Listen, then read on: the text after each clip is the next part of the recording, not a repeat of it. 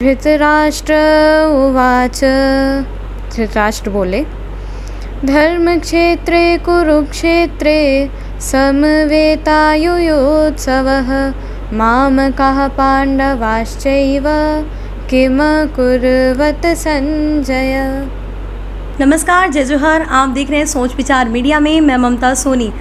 साथियों, आप सभी का स्वागत है हमारे इस विशेष कार्यक्रम में जिसका नाम है कलयुग केवल नामधारा। जी हाँ, अभी हम सनातन धर्म में आने वाले इस समय में जो अभी कलयुग चल रहा है, इस कलयुग में भगवान श्री राम की सनातन धर्म को स्थापित करने के लिए, सनातन धर्म की स्थापना के लिए जो हम नींव रखने जा रहे हैं, और इस विशेष कार्यक्रम जिसका नाम है कलयुग केवल नामधारा, जिसका राम नाम लेते ही सारे कष्ट जो भव बाधाओं से दूर हो जाते हैं, इस विशेष कार्यक्रम में आज की जो पहली अतिथि और जो सबसे कम उम्र की पहली अतिथि जो हमारी बनने जा रही है, जिसका नाम अन्वेषा मिश्रा जी है। तो पहले हम बहुत बहुत स्वागत है अन्वेषा मिश्रा जी। आप? मेरा नाम अन्वेषा मिश्रा है।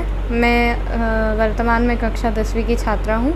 मेरा स्कूल है होली क्रॉस और मुझे गाना पसंद है आपको। तो कब से आप संगीत की दुनिया में आपने कदम रखा है?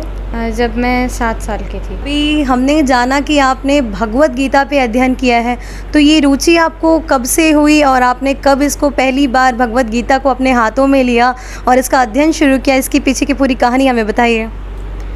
मैंने भगवत गीता पढ़ना शुरू किया लॉकडाउन में, जब रामायण और महाभारत जैसे सीरियल्स का पुनः प्रसारण हो रहा था। तो उन सीरियल्स को देख के मुझे लगा कि इसके पीछे की कहानी जानना चाहिए, पढ़ना चाहिए इसके बारे में। तो तब मेरे नाना जी ने मुझे पिछले बर्थडे में गिफ्ट की थी भगवत गीता, तो मैंने उस बुक से फिर पढ़ी। तो आपने लगभग सभी अध्यायों का पूरा आपने अध्ययन कर लिया है, भगवत गीता के सारे श्लोकों का? जी। तो क्या कुछ आपको सीखने को मिला भगवत गीता से, और आपने क्या अध्ययन में क्या पाया? कृष्ण, जैसा कि हम मंदिरों में जाते हैं, कृष्ण को देखते हैं, हमको लगता है हमारे ईश्वर हैं और हम उनकी पूजा करते हैं क्योंकि हमारे पीढ़ी दर पीढ़ी पूजा करते आ रहे, इसलिए आपने माना कि आपने कृष्ण को अब जाके समझा। इसके बारे में बताइए। पहले भगवत गीता पढ़ने से पहले मुझे पता था कृष्ण हैं, भगवान हैं, इन्होंने सब दिया है और हैं, मुरली बजाते हैं और गायों से खेलते हैं।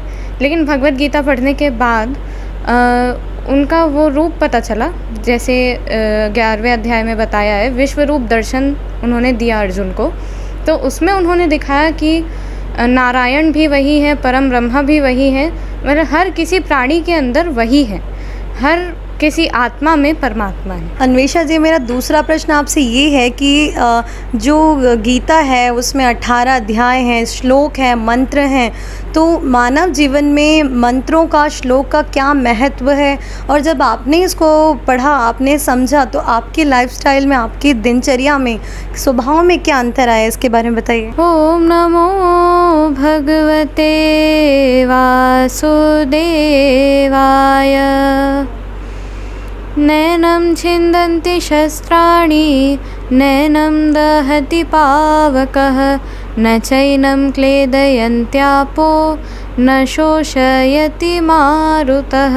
अर्थात नैनं छिन्दन्ति शस्त्राणि मतलब आत्मा को ना ही शस्त्र काट सकते हैं, नैनं दहति पावकः ना उसे आग जला सकती है, न चैनं क्लेदयन्त्यापो ना उसे पानी गीला कर सकता है, न शोषयति मारुतः ना ही उसे हवा सुखा सकती है। चेंजेस ये आए कि कंसंट्रेशन बढ़ गया, धर्म के प्रति इंटरेस्ट बढ़ गया, और जैसे कुछ भी अगर मैं पढ़ने बैठती हूँ तो वहाँ पे फोकस ज़्यादा लगता है और गुस्सा आना कम हो गया, लोगों के प्रति दया भावना बढ़ गई।